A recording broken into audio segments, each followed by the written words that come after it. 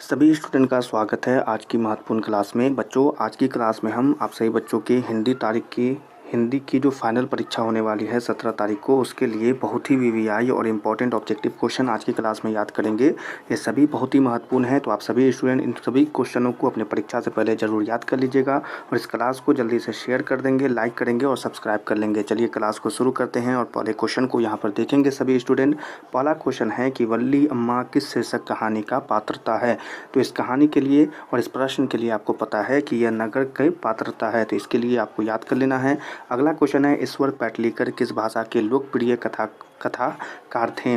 तो इसके लिए आंसर याद रखना है कि यह गुजराती थे। ठीक है, तो चलिए अगले क्वेश्चन को यहाँ पर देखेंगे। प्रश्न है कि दहते विश्वास में किस पहाड़ के टूटने का प्रसंग आया था। तो इस क्वेश्चन के लिए याद रखेंगे दलई बांध। ठीक है, तो अगर इस क्वेश्चन पूछे तो इसके लिए याद रखेंगे दलई बांध। अगला क्वेश्चन है मगम्मा को किसके साथ विवाद था। तो इस क्वेश्चन के लिए याद रखना है कि इसका आंसर क्या होगा, तो बहू नंजम्मा के साथ। ठीक है, तो बिल्कुल याद कर लेना है। अगले क्वेश्चन को यहाँ पर देखेंगे। प्रश्न है कि संतू मछली लेकर क्यों भागा था। तो इसके लिए याद रखना है कि कुएं में डालने के लिए भागा था। ठीक है, अगला क्वेश्चन है अमीरुद्दीन का जन्म कहाँ हुआ है। तो इस क्वेश्चन के लिए याद रखेंगे कि बिहार में हुआ था। चलिए अगले क्वेश्चन को यहाँ पर देखेंगे। विनोद कुमार शुक्ल के उपन्यास का नाम क्या है। तो इसके लिए याद रखना है नौकर की कमीज। अगला क्वेश्चन है यहाँ पर कि अशोक वाजपेयी के माता पिता का नाम क्या था। तो इसके लिए याद कर लेना है कि निर्मल देवी और परमानंद वाजपेयी। अगले क्वेश्चन को यहाँ पर देखेंगे। प्रश्न है कि सुलोचना कौन थी। तो इस क्वेश्चन के लिए याद रखना है कि यह कवयित्री थी। अगला क्वेश्चन, एक भाषा बोलने वाले जाति की तरह अनेक भाषाएं बोलने वाले राष्ट्र की भी अस्मिता होती है, यह किस शीर्षक पाठ का पंक्ति है। तो इसके लिए आपको पता होना चाहिए, यह नगर लिपि की पंक्ति है। अगला क्वेश्चन है कि मछली शीर्षक पाठ में कौन मछली को काटा करता था। तो इस क्वेश्चन के लिए आंसर है घर का नौकर। चलिए अगले क्वेश्चन को यहाँ पर देखेंगे जल्दी से। मछली शीर्षक पाठ में कौन मछली को काटा करता था। तो वही क्वेश्चन है कि घर का नौकर। अगला क्वेश्चन है कि अभिमन्यु शीर्षक पाठ के लेखक हैं। तो इस क्वेश्चन का आंसर होगा अशोक वाजपेयी। चलिए अगले क्वेश्चन को यहाँ पर देखेंगे। बिरजू महाराज अपना सबसे बड़ा जज किसको मानते थे। तो इसका आंसर क्या होगा, अम्मा को मानते थे।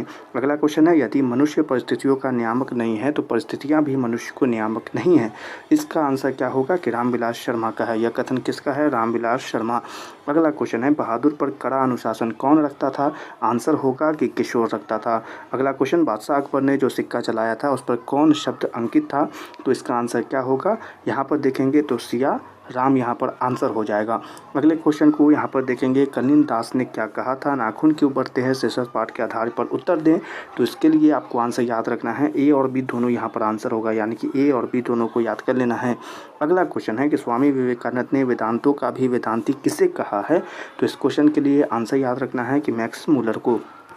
अगले क्वेश्चन को यहाँ पर देखेंगे। मदन पड़ोसियों की आवारगर्द छोड़कर के साथ क्या करता था, क्या कर रहा था। तो इस क्वेश्चन के लिए आंसर याद रखना है कि लट्टू नचा रहा था। अगला क्वेश्चन है राजस्थानी भाषा के सफल कहानीकार कौन है। इस क्वेश्चन के लिए याद है कि सौवर दैया यहाँ पर आंसर हो जाएगा। अगला क्वेश्चन है लाभ की इच्छा वाक्यांश के लिए एक शब्द क्या होगा। तो आंसर याद रखेंगे लिप्सा। अगला क्वेश्चन है जहाँ तक सद सके वाक्य खंड के लिए एक शब्द क्या होगा। तो आंसर है यथासाध्य। ज्येष्ठ शब्द का विलोम क्या होता है। तो इसके लिए याद रखना है कनिष्ठ हो जाएगा। अगले क्वेश्चन को यहाँ पर देखेंगे। गौरव शब्द का विलोम क्या होगा। तो आंसर है कि लाघव होगा। जातीय शब्द का विलोम क्या होगा। तो इसके लिए आंसर याद करना है विजातीय होगा। अगला क्वेश्चन यहाँ पर देखेंगे कि ब्रह्मा का पर्यायवाची शब्द क्या होगा। तो इसके लिए याद रखना है चतुरानन। राजा का पर्यायवाची शब्द क्या होता है। आंसर होगा कि महीप। मेघ का पर्यायवाची शब्द क्या होता है। तो आंसर क्या होगा, पयोत। चलिए अगले क्वेश्चन को यहाँ पर देखते हैं। निम्नलिखित में कौन शुद्ध वाक्य है। तो यहाँ पर आप जब देखेंगे आंसर को तो पता चलेगा सभा में यह प्रस्ताव स्वीकार हुआ। निम्नलिखित में कौन अशुद्ध शब्द है। तो आंसर देखेंगे तो निम्नलिखित में यहाँ पर अगर आप इस क्वेश्चन को देखेंगे कि निम्नलिखित में कौन अशुद्ध शब्द है। तो यहाँ पर इस क्वेश्चन के लिए जो आंसर सही लग रहा है बच्चों वो वहाँ पर अभी नहीं बता सकते हैं। ठीक है, यहाँ पर थोड़ा कन्फ्यूजन है, आपको पता है तो ज़रूर बताइएगा। रामधारी सिंह दिनकर किस वाद के प्रमुख कवि है। तो इसके लिए आंसर याद रखना है उत्तर छायावाद। रामधारी सिंह दिनकर किस वाद के प्रमुख है। तो याद रख लीजिए उत्तर छायावाद। वीवीआई क्वेश्चन है। अगला क्वेश्चन यहाँ पर कि सच्चिदानंद हरिनंद वात्स्यायन अज्ञेय ने कितने कवियों का चयन कर तार समक को पेश किया था? तो इसके लिए बहुत ही अच्छा क्वेश्चन है, 7 हो जाएगा। वीरेंद्र दंगवाल की किस कृति पर रघुवीर सहाय स्मृति पुरस्कार प्राप्त हुआ था? तो इस क्वेश्चन के लिए याद रखना है इस दुनिया में। चलिए अगले क्वेश्चन को यहाँ पर देखेंगे। रश्क शब्द का अर्थ क्या होता है? तो रश्क शब्द का अर्थ होता है ऐश्वर्या। सिंह बना वाक्यखंड क्या कहलाता है? तो इसके लिए आंसर याद रखना है श्रृंगार, श्रृंगार, ठीक है, श्रृंग की। परसों शब्द का अर्थ क्या होता है? तो आंसर इसके लिए याद रखना है कि यहाँ पर कल के बाद आना, परसों, ठीक है। अगला क्वेश्चन है कि विराग होने पर कवि घनानंद कहाँ चले गए? तो इसके लिए याद रखना है कि वृंदावन चले गए। कवि सुमित्रा नंदन पंत समाजवाद के किस दर्शन की ओर प्रवृत्त हुए? तो इसके लिए याद रखना है कि जैन दर्शन, ठीक है, जैन दर्शन। अगला क्वेश्चन है कि साफा क्या है? तो इसके लिए याद रखना है कि यह साफ लंबा वस्त्र जिसे नर्तक कंधे से लेकर कमर तक लपेट लेता है। अगला क्वेश्चन यहाँ पर आदिम का शब्द का अर्थ क्या होगा? आदिम शब्द का अर्थ क्या होगा? आंसर है अति प्राचीन। अगला क्वेश्चन हिंदी में अनुनासिक वर्णों की कितनी संख्या है? तो आंसर याद रखना है 5 संख्या है। 6 किन वर्णों के मेल से बना है? अगला क्वेश्चन, इस क्वेश्चन का जो आंसर है वो है क और स। चलिए अगले क्वेश्चन को यहाँ पर देखेंगे। ऋषि का उच्चारण स्थान क्या होगा? तो आंसर है मुद्रता। निम्न में कौन मूल स्वर है? तो आंसर होगा ई। निम्न में कौन ऊष्म व्यंजन है? तो इसके लिए याद रखेंगे स। चलिए अगले क्वेश्चन को यहाँ पर देखेंगे। गुरु नानक किस धारा के प्रमुख कवि हैं? आंसर इसके लिए क्या याद रखना है? तो याद रखना है निर्गुण। प्रेम वाटिका किस रचना है? किसकी रचना है? तो इसके लिए आंसर होगा कि यह रसखान की। स्वदेशी शीर्षक कविता किससे संकलित है? आंसर याद रख लेना है प्रेमघन सर्वस्व से, ठीक है। चलिए अगला क्वेश्चन, निम्न में कौन प्रेम की पीड़ के कवि हैं? आंसर याद रख लेना है घनानंद। सुमित्रा नंदन पंत का जन्म किस राज्य में हुआ था? आंसर याद करना है राजस्थान में। अगला क्वेश्चन, देवरानी शब्द में कौन प्रत्यय होगा? तो आंसर याद कर लेंगे आनी। चढ़ाई शब्द में कौन प्रत्यय होगा? तो इसके लिए आंसर है आई। सूर्य किस शब्द का उदाहरण होगा? तो इसके लिए याद कर लेना है, यहाँ पर आंसर होगा तत्सम। चलिए अगले क्वेश्चन को यहाँ पर देखेंगे। जलज किस शब्द का उदाहरण होगा? तो आंसर क्या होगा इसका बच्चों? रूढ़ हो जाएगा। सेना किस संज्ञा का उदाहरण होगा? तो इसका आंसर देखें समूहवाचक का हो जाएगा। लोहा किस संज्ञा का उदाहरण होगा? इसके लिए आंसर है यह द्रव्यवाचक का उदाहरण हो जाएगा। अगला क्वेश्चन, सेठ शब्द का स्त्रीलिंग रूप क्या है? तो इसके लिए आंसर सभी को याद रखना है सेठानी। निम्न में कौन शब्द पुल्लिंग है? तो ध्यान देंगे तो यहाँ पर लिखावट। मैं सवियन देख लूँगा किस सर्वनाम का उदाहरण होगा? तो इसके लिए आंसर होगा नीचवाचक। अगले क्वेश्चन को यहाँ पर देखेंगे। सर्वनाम के कितने भेद होते हैं? तो आंसर याद रख लेंगे 5 होते हैं। राघव बहुत तेज लड़का है, यह किस विशेषण का उदाहरण होगा? आंसर याद रखेंगे तुलनात्मक विशेषण। धनी व्यक्ति यह किस विशेषण का उदाहरण होगा? इसके लिए आंसर याद रखना है गुणवाचक, ठीक है। चलिए अगले क्वेश्चन को यहाँ पर देखेंगे। उसने हरीश को मारा था, यह किस भूतकाल का उदाहरण है? तो इसके लिए आंसर है कि पूर्ण भूतकाल। निम्न में कौन वाक्य सकर्मक क्रिया का उदाहरण है? आंसर हो जाएगा सीता पुस्तक पढ़ती है। माया जाड़े से काँप रही, इस वाक्य में कौन कारक है?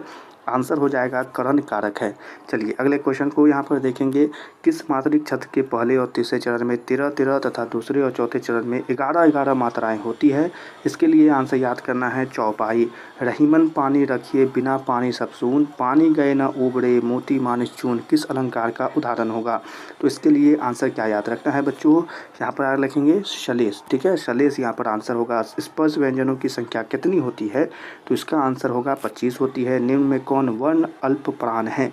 तो आंसर क्या होगा इसका? यहाँ पर हो जाएगा झ। चलिए अगले क्वेश्चन की तरफ बढ़ेंगे और अगले क्वेश्चन को देखेंगे। निम्न में कौन महाप्राण व्यंजन है? इसके लिए आंसर आपको पता होना चाहिए छ। पुरोहित शब्द का संधि विच्छेद क्या होगा? आंसर होगा पुरः प्लस हित। अगला क्वेश्चन है मध वाले शब्द में संधि विच्छेद क्या होगा? आंसर पता होना चाहिए मधु प्लस आलय। अगला क्वेश्चन है पावन शब्द का संधि विच्छेद क्या होगा? आंसर हो जाएगा पु प्लस अन, ठीक है। चलिए अगला क्वेश्चन है निम्नलिखित में कौन शब्द व्यंज संधि का उदाहरण होगा? आंसर देख लें तदाकार। निम्नलिखित में कौन शब्द कर्मधारय समास का उदाहरण होगा? इसके लिए आंसर याद कर लें, क्या होगा? परमेश्वर। पुत्र शोक शब्द का समास विग्रह क्या होगा? इसके लिए याद करना है पुत्र से शोक। चलिए अगला क्वेश्चन है यहाँ पर कि प्रत्युपकार शब्द किस समास का उदाहरण होगा? इसके लिए आंसर है कि अवयवी भाव समास। गगनचुंबी शब्द किस तत्पुरुष समास का उदाहरण है? तो आंसर याद है कर्म तत्पुरुष समास। गुड़ खाकर गुलगुले से परहेज लोकोकित कर्त का अर्थ क्या होगा? तो इस क्वेश्चन के लिए जो आंसर है नाम बड़ा और काम छोटा। चलिए ठीक है। इसका और भी होता है, तो अगर आपको पता है तो ज़रूर बताएंगे। सिर पर भूत सवार होना मुहावरे का अर्थ क्या होगा? आंसर याद रखेंगे, धुंध सवार होना। रामधारी सिंह दिनकर का जन्म कब हुआ था? आंसर याद करना है, सदान जन्म कब हुआ था? तो इस क्वेश्चन के लिए आंसर यहाँ पर थोड़ा यहाँ पर नहीं दिया हुआ है, ठीक है। अगले क्वेश्चन को देख लें। अज्ञान का पूरा नाम क्या है? तो अज्ञान का पूरा नाम है सच्चिदानंद हीरावंद वात्याय अज्ञान। चलिए अगला क्वेश्चन यहाँ पर क्या है? अगला क्वेश्चन सही बच्चे ध्यान दे देंगे। क्वेश्चन है यहाँ पर कि पर्यावरण, मनुष्य और सभ्यता के विनाश की कथा व्यक्ति करती कविता कौन है? तो आपके पाठ से वक्का है, एक वृक्ष की हत्या, खेत है जहाँ धान के, बहती नदी किस कविता की पंक्ति है? आंसर क्या होगा इसका? लौट कर आऊँगा फिर। चलिए अगले क्वेश्चन को यहाँ पर देखेंगे। अक्षर ज्ञान शीर्षक कविता में बेटे का क कहाँ नहीं अटता? तो यहाँ पर आंसर देख लेंगे। यहाँ पर क्या होगा? घड़े में रैनन मारिया रिल्के के पिता का नाम क्या था? आंसर होगा नॉर्मल रिल्के। निशाक शब्द का अर्थ क्या होता है? आंसर याद रखेंगे, शंका मुक्त। चलिए अगला क्वेश्चन। भीमराव अंबेडकर किनके प्रोत्साहन पर उच्च शिक्षा के लिए अमेरिका और लंदन गए? आंसर क्या होगा? बतौरा नरेश के प्रोत्साहन पर। अगला क्वेश्चन। आध्यात्मिक शिक्षा से मेरा मतलब है, रिक्त स्थान में क्या होगा? आंसर इसके लिए जान लेंगे, हृदय की शिक्षा। चलिए अगले क्वेश्चन को यहाँ पर देखेंगे। अमरुद्दीन व शमसुद्दीन के मातृत्व कौन थे? तो आंसर याद कर लेना है कि बतौरा नरेश के क्या होगा? यहाँ पर इसका जो आंसर होगा बच्चों वो क्या है? यहाँ पर व शमसुद्दीन के मामा द्वित कौन थे? तो इस क्वेश्चन का आंसर अगर आपको पता है तो ज़रूर बता दीजिएगा, ठीक है। अगला क्वेश्चन है, निम्नलिखित में कौन शुद्ध शब्द है? तो इसके लिए आंसर याद रखेंगे, कुमुदिनी। अगला क्वेश्चन है, पीड़ा शब्द का विशेषण क्या होगा? तो पीड़ा शब्द के लिए विशेषण क्या होगा? ठीक है, तो यहाँ पर इस क्वेश्चन का आंसर है पीड़ित, ठीक है। चलिए पीड़ा शब्द का आंसर क्या होगा? तो यहाँ पर देख लें, पीड़ित। चलिए अगले क्वेश्चन को यहाँ पर देखेंगे कि निम्नलिखित में कौन शुद्ध शब्द है? इस क्वेश्चन का आंसर क्या होगा? ठीक है, तो यहाँ पर इस क्वेश्चन के लिए जो आंसर देखना है बच्चों वो क्या होगा? यहाँ पर होगा कुमुदिनी। पीड़ा शब्द का विशेषण क्या होगा? पीड़ित होगा। मोह शब्द का विशेषण क्या होगा? तो मोह शब्द का विशेषण जो होगा बच्चों वो याद कर लेना है कि मोहित। बुद्ध शब्द का विशेषण क्या होगा? तो आंसर याद कर लेंगे, बौद्ध। चलिए अगला क्वेश्चन यहाँ पर देख लें कि अमरजीत आज दिल्ली नहीं गया क्योंकि पानी बरस रहा था, या किस वाक्य का उदाहरण होगा? इस प्रश्न का आंसर होगा विश्व वाक्य। अगला क्वेश्चन, निम्न में कौन वाक्य क्रमवाच्य का उदाहरण है? इस क्वेश्चन का आंसर है सोहन के द्वारा दौड़ लगाई गई। अगला क्वेश्चन, अवगत शब्द में कौन उपसर्ग है? इस क्वेश्चन का आंसर याद कर लेंगे कि अब जो है यहाँ पर उपसर्ग हो जाएगा। कुख्यात शब्द में कौन उपसर्ग होता है? तो यह व्याकरण का प्रश्न है और इसके लिए कु यहाँ पर आंसर होगा। अगला क्वेश्चन है, उपवाक्य शब्द में कौन उपसर्ग है? तो इस क्वेश्चन के लिए आंसर याद रखना है कि उप यहाँ पर व्याकरण में है, ये क्या होगा? उपसर्ग हो जाएगा। वेदना शब्द में कौन प्रत्यय है? तो इसका आंसर है अना, यह भी व्याकरण का प्रश्न हो जाएगा, ठीक है। तो और क्वेश्चन आपको अगले क्लास में पढ़ाए जाएंगे, तो अच्छे से पढ़ाई करते रहिए।